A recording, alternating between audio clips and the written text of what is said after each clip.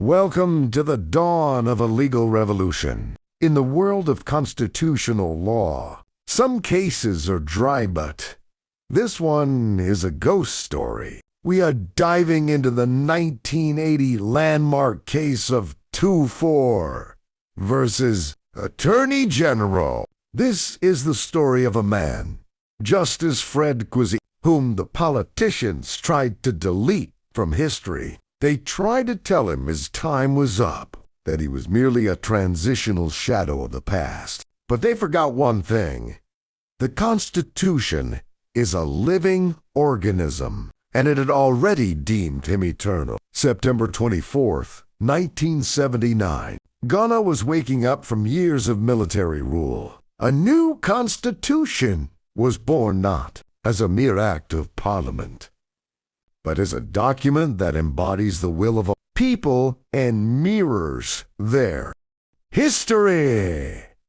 It was meant to be a landmark in the search for progress. But as the sun rose on this new republic, a dark plot was brewing. The politicians wanted a Chief Justice they could control. They saw the incumbent, Justice Apaloo, as a relic of the old order that needed to be revetted and reapproved. Little did they know, the Constitution had already woven him into the fabric of the new republic.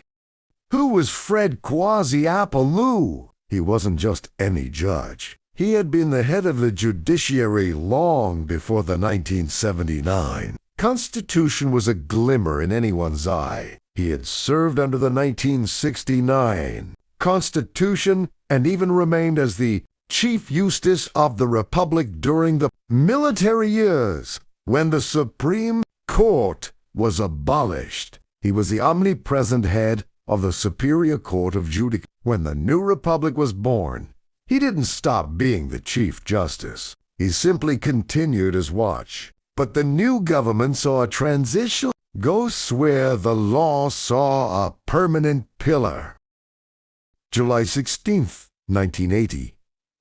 The trap is sprung. The president nominates Apaloo for the very job he already holds. Why? Because they wanted him to submit the vetting. They wanted to see if he would scrub up well for the new political master. On August 16th, Parliament sat in judgment. They questioned him. They poked at his history. And then they did the unthinkable. They rejected him. The politicians cheered.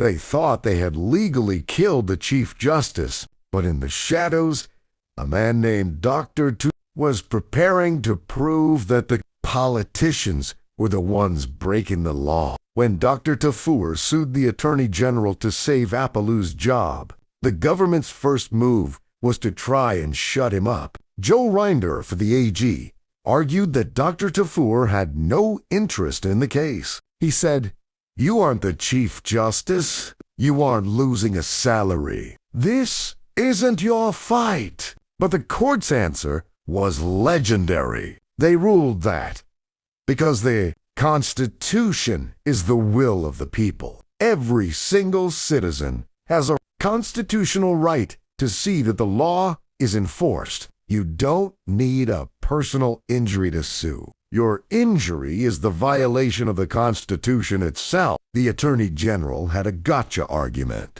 He said, "Look, Apaloo showed up for the vetting. He answered the questions. By participating, he elected to be part of the process. This is the legal doctrine of Astapal basically. Once you choose a path, you can't go back." But Justice Soa wasn't buying it. He said that no person can make lawful what the Constitution says is unlawful. Even if Apaloo wanted to be vetted, he couldn't waive the Constitution. The law is a shield that you can't just put down because you're being mocked. Now we get to the magic of the case. The court looked at Article 127(8). It said that any judge holding office immediately before the Constitution shall be deemed to have been appointed under the new one. What does deem mean? It's a legislative device used when the law wants to treat something as if it is something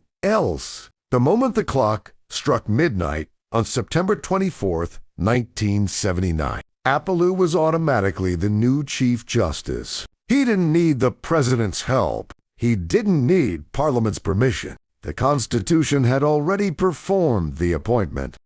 The Attorney General tried to argue that since there was no Supreme Court during the military years, Apaloo was only the Chief Justice of the Court of Appeal. But the court said, no, the judiciary is one body, referring to St. Paul's letter to the Corinthians. Justice Soa explained that while there are many members of the High Court, the Court of Appeal, the Supreme Court, there is only one body, the Superior Court of Judicature. The Chief Justice is the head of the whole thing, not just one room in the building.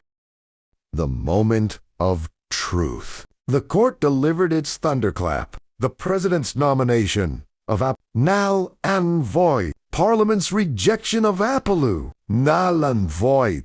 Justice Apaloo. He remains the Chief Justice of the Republican President of the Supreme Court.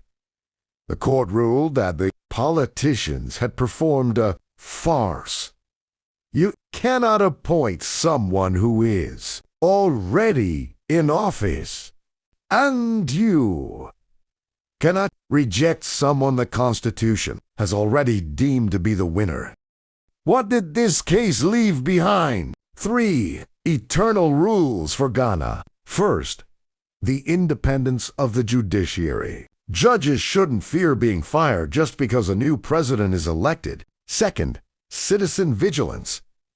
Dr. Tuffour proved that we, the people, are the ultimate bodyguards of democracy. Third, liberal interpretation. We must read the Constitution as a document of aspiration and hope, not just a technical manual. These are the rules that protect Ghana today. Fast forward to today, why do we still talk about Tuffour versus Attorney General? Because every time a government tries to overreach, every time a politician tries to pressure a judge, this case is the shield. It established that the courts are the fountainhead of authority. It taught us that the spirit of the law is just as real as the ink on the page. We live in a republic where the law is the king, and the king is the law. The case of the deemed Chief Justice is closed, but the work of a citizen never ends. Dr. Tuffour wasn't a lawyer.